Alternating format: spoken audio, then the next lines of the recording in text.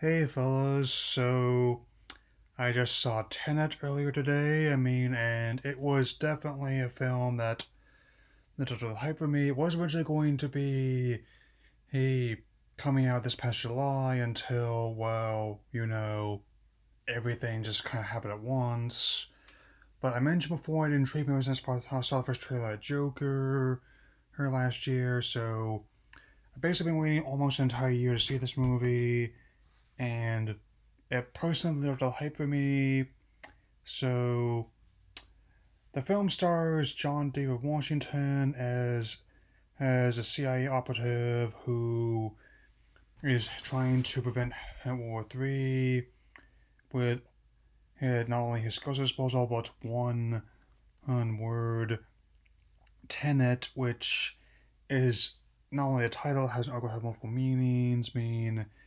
Even though was something going on with of all things, a bike manufacturer that had them change the stylization. They actually worked that into the promotionals as well. And some of the allies include Contact play Richard McAdams, and an arms dealer play Robert Pattinson, who has definitely come a long way since his earlier days as a heartthrob, up to some and a nuisance to others. But I certainly hope that he'll be okay with what I heard about the how when he was filming the Batman reboot. I wish him and Dwayne and to get well at this difficult time. I'm also why I'm holding off on DC fandom I was planning to address, but I'm getting ahead of myself. So the film looks very much like a $200 million budget, and much like Mission Impossible Fallout a couple years back, it definitely shows how even an age where CGI can do almost anything, practical actions do live even well. Oh, like filming us at a county location, there's a prominent chase on the freeway, and they have to do something like blow up a rock quarry or crash a plane into an air hangar. They do just that. And it is definitely an impressive achievement. Which, if you're able to go see it, it's theatrically. Hey, depending on where you are, I definitely recommend checking it out. The whole spiritual successor to Inception definitely makes sense to me. He and also reminds me a lot of Prestige. But just only with spies instead of magicians. So definitely will give this a strong 4 out of 4, and definitely have yet another riff on some funny attractions. Okay, so as before, Death on the Nile still looks interesting, much like how the previous movie on the Expense remake was, which has not only Kenneth Branagh returning to direct, but also reprised his role as Poirot. Given how this film is once again based on the Agatha Christie story of the same name, and quite a few big stars on the docket there. I think it looks interesting, but I think I can wait for video on demand and whenever that might be. The trailer tease for Dune, not the trailer itself, that'll be on the 9th, but the trailer tease for Dune, the latest adaptation of Frank Herbert's seminal science fiction novel, which has had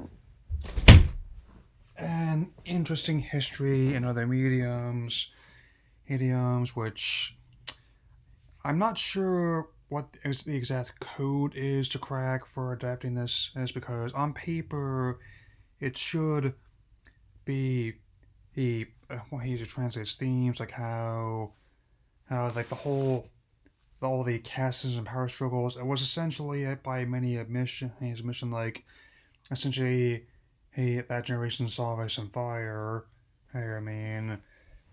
But even though he the Lynch film from 1984 does have a cult following, I did not care for it. Heck, even Lynch himself basically took his name off the extended cut they made, because of how disappointed he was with the final result first time around.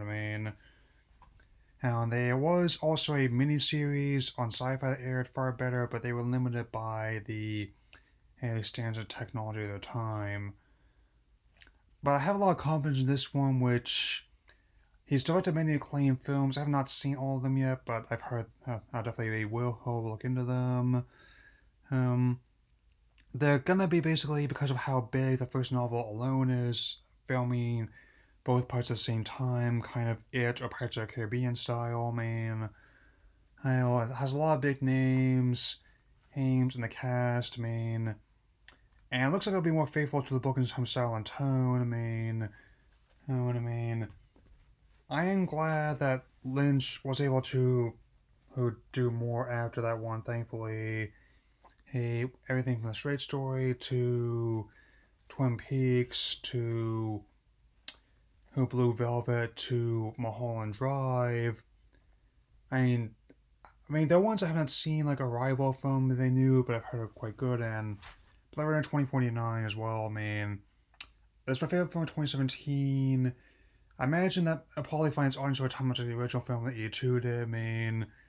I guess had a good relationship with Warner Brothers well as a lot of confidence in his vision. So, oh, I hope that when the full trailer drops on the 9th, it'll be good. Heck, I still haven't seen the trailer and the new Bond yet, but I'm gonna have myself again. I'm thinking, and that due to circumstances beyond my control, based on what the theaters told me, I'm gonna put my look at New Mutants on hold for now. How it's not so because of this situation, but I'm not sure I want to take the risk on a holiday weekend.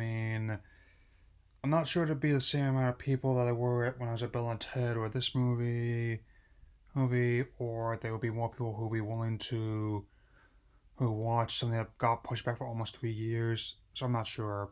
We'll see. Hey, Black Widow. When I've been waiting 10 years to see a standalone movie about her character, 6 months, honestly, isn't really that much at all, to wait. It's fine by me. Hey, I still give them major props for having the villain be someone as obscure and awesome as Taskmaster. He's also gonna be playing a role in the new game that just came out. By Square Enix Crystal Dynamics. I think I'm gonna wait till that one comes on sale before I pick it up. Because I tried the beta, it seemed okay. Hey, I've heard people compare it to Destiny in terms of loot and progression, and I can see where they're coming from as well. I still think that the way they handled Tasha's character as well as Miss Marvel's one, if you combine the two of them together, that's actually closer to what I'd want of a newer Tomb Raider than the actual reboot trilogy was. I certainly hope that, just given how Tony Hawk's rematch turned out to be better than I was expecting it to be, that they'll do something similar for Tomb Raider's 25th anniversary next year. So yeah. Anyway, that's all I got to say for now. And the next animation I'll be talking about is something that's not nearly as good as this movie, nor as good as Pokemon Journey. So you'll just have to see what it is later.